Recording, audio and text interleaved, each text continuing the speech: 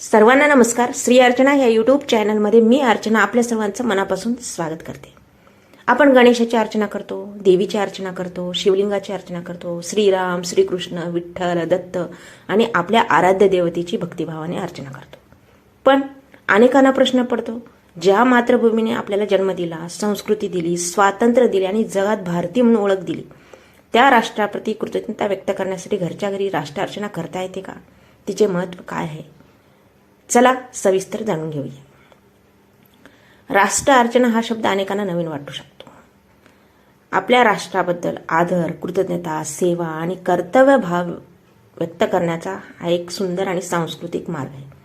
जसे आपण देव अर्चनेतून सद्गुणाचा स्वीकार करण्याचा संकल्प करतो, तसेच राष्ट्र अर्चनेतून देशाप्रती आपली जबाबदारी स्मरतो. घरच्या घरी राष्ट्र अर्चना करण्याची सोपी पद्धत कशी आहे ते आपण बघूयात.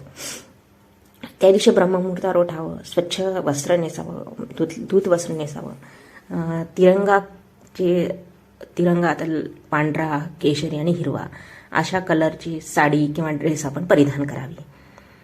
घर स्वच्छ करावं आणि देवघराच्या जवळच आपलं राष्ट्रध्वज स्थापना करावी किंवा आणि भारत मातेचं चित्र ठेवावं किंवा फोटो ठेवावे. दीप प्रज्वलित करून भारत माता, भारताचे संविधान आणि देशासाठी बलिदान देणाऱ्या सर्व ज्ञात अज्ञात स्वातंत्र्यवीरांना कृतज्ञतापूर्वक वंदन करावं. राष्ट्रगीत किंवा राष्ट्रगान आदरपूर्वक म्हणावं. भारताच्या एकता, अखंडता, प्रगती, शांतता आणि समृद्धीसाठी प्रार्थना करावी.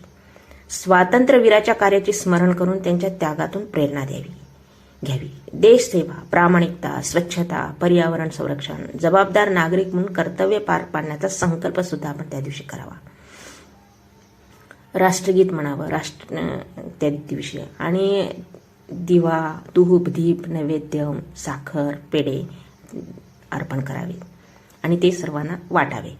शेवटी सर्वांनी एकत्रितपणे वंदे मातरम आणि जय हिंद या घोषणांनी राष्ट्राला अभिवादन करावं. आपल्या राष्ट्राप्रती आदर, कृतज्ञता, कर्तव्यभाव व्यक्त करण्याचा एक सांस्कृतिक उपक्रम आहे. आपल्या राष्ट्राचा सन्मान करणं, स्वातंत्र्यवीराच्या त्यागाचे स्मरण ठेवणं, संविधानाचा आदर करणं आणि देशाच्या प्रगतीसाठी आपले कर्तव्य प्रामाणिकपणे पार पाडणं हे प्रत्येक भारतीय नागरिकाचे कर्तव्य आहे. या भावनेतून अनेक जण 15 ऑगस्टच्या दिवशी राष्ट्राप्रती कृतज्ञता व्यक्त करतात. हीच राष्ट्र अर्चनेमागील भावना आहे. देवपूजा काय? सद्गुणाचा स्वीकार. राष्ट्र अर्चना काय? राष्ट्राप्रती कृतज्ञता, सेवा आणि कर्तव्याचा संकल्प.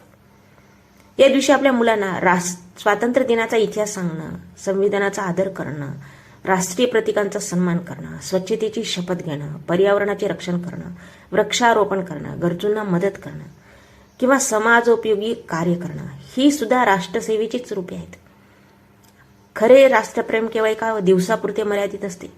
ते आपल्या दैनंदिन आचरणात दिसले पाहिजे. प्रामाणिकपणे काम करणं, नियम पाळणे, इतरांचा आदर करणं, सार्वजनिक संपत्तीचे संरक्षण करणं आणि समाजाचा हिताचा विचार करणं हीच खरी राष्ट्रभक्ती आहे.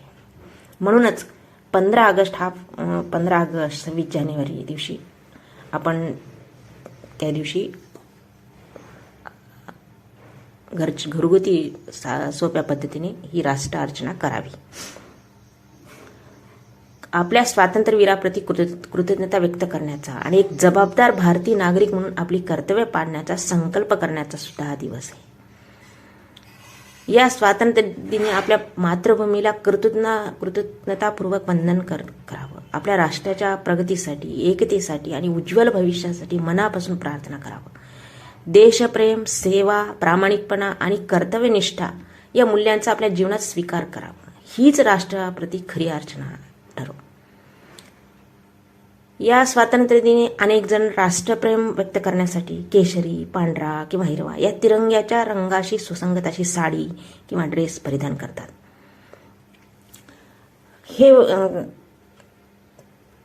आणि ही राष्ट्राप्रती आदर आणि उत्सवाची भावना व्यक्त करण्याचा एक सुंदर मार्ग आहे. 15 ऑगस्टला आपल्या राष्ट्राचा सन्मान करूया, स्वातंत्र्यवीरांना कृतज्ञतापूर्वक वंदन करूया आणि एक जबाबदार भारतीय नागरिक म्हणून आपली कर्तव्ये पार पाडण्याचा संकल्प करूया.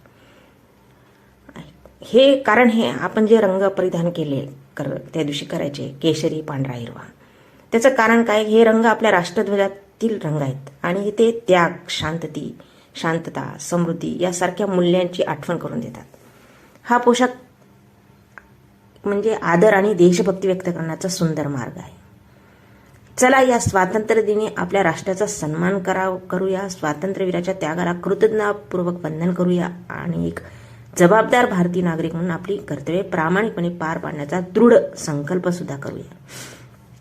राष्ट्रप्रेम, सेवा, प्रामाणिकपणा, एकता हीच आपल्या राष्ट्र अर्चनेची खरी ओळख ठरव. वंदे मातरम, वंदे मातरम, वंदे मातरम. जय हिंद, जय हिंद.